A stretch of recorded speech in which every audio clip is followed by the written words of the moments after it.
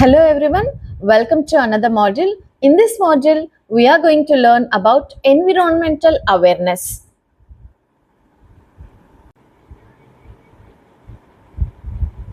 Now, let us understand how to introduce nature to the children. First, we have to make them to take for nature walk. So, this nature walks makes the children to feel very comfortable and to enjoy the nature.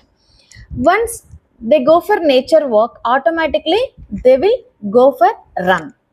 Once they run, they will go for jump. They will go for skipping. They will go for one leg jumping. These are the kind of activities. Then whatever the activities they are doing, they feel like they are enjoying the moments. అంటే nature వాళ్ళకి enjoy ఇస్తుంది అన్నది ఒకటి create అవుతుంది.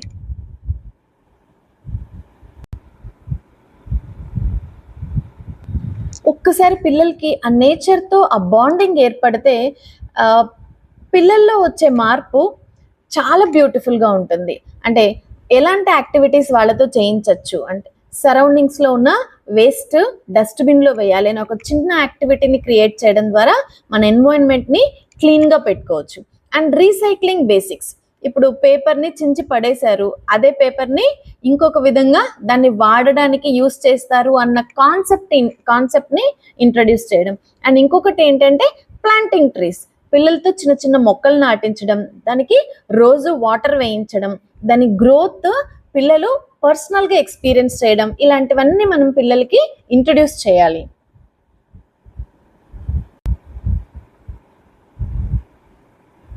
అలాగే పిల్లలకి stories చెప్పడం, అంటే స్టోరీస్ దట్ ఇన్స్పైర్, వాళ్ళు ఇన్స్పైర్ అయ్యే విధంగా కొన్ని వాల్యూస్ వాళ్ళకి డెవలప్ అవుతాయి.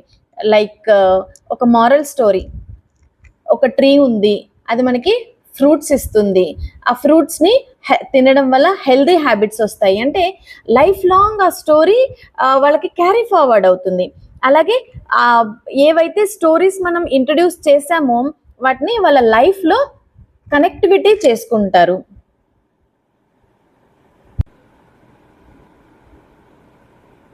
ఈ ఎన్విరాన్మెంట్ ఎడ్యుకేషన్ని పిల్లలకి ఎప్పుడు ఇంట్రడ్యూస్ చేయాలి అంటే పిల్లలు ఎప్పుడైతే just they start the walking, అంటే నడక స్టార్ట్ చేస్తారు కదా, ఆ నడక స్టార్ట్ చేయడము మ్యాక్సిమం నేచర్తోనే వాకింగ్ చేయించండి. పిల్లల్ని అలా బయటికి తీసుకెళ్ళి పిల్లలు చిన్న చిన్న అడుగులు వేస్తున్నప్పుడు వాళ్ళ పాదాలు కూడా స్ట్రెంగ్తన్ అవుతాయి.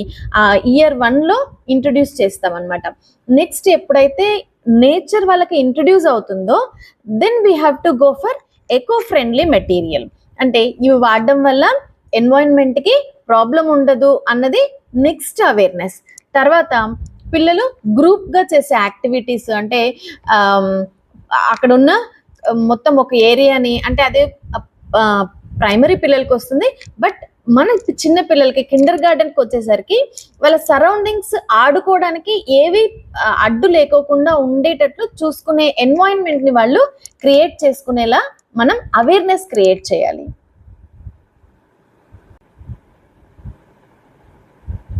Engaging children in nature is more important.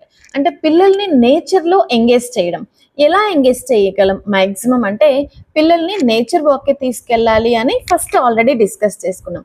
ఈ నేచర్ వాక్కి తీసుకెళ్ళిన తర్వాత పిల్లలు ఒక 2 years ఆల్మోస్ట్ అయిన తర్వాత ప్లాంటింగ్ అయిన ట్రీస్కి ఏవైతే ఉంటాయో వాటికి వాటరింగ్ చేయించడం, తర్వాత అవి ఫ్లవర్స్ ప్లాంట్స్ అయితే కనుక ఫ్లవర్స్ ప్లకింగ్ చేయించడం, తర్వాత వాటిలో కలర్ ఐడెంటిఫికేషన్ నేర్పించడం, స్మెల్ ఐడెంటిఫికేషన్ చేయించడం, వాటిని జాగ్రత్తగా ఒక ప్లేస్లో పెట్టడం. అదే ఫ్రూట్స్ అనుకోండి, ఫ్రూట్స్ దగ్గరికి తీసుకెళ్ళడం, వాటి నేమ్స్ చెప్పడం, వాటికి వాటరింగ్ చేయించడం, ఇలా కంప్లీట్గా ఎవ్రీథింగ్ నేచర్ మనకి ఇచ్చే ఇన్ఫర్మేషను, నేచర్ ఇచ్చే విధానాలు అన్నీ పిల్లలకి అర్థమయ్యే విధంగా మనము చెప్పగలగాలి.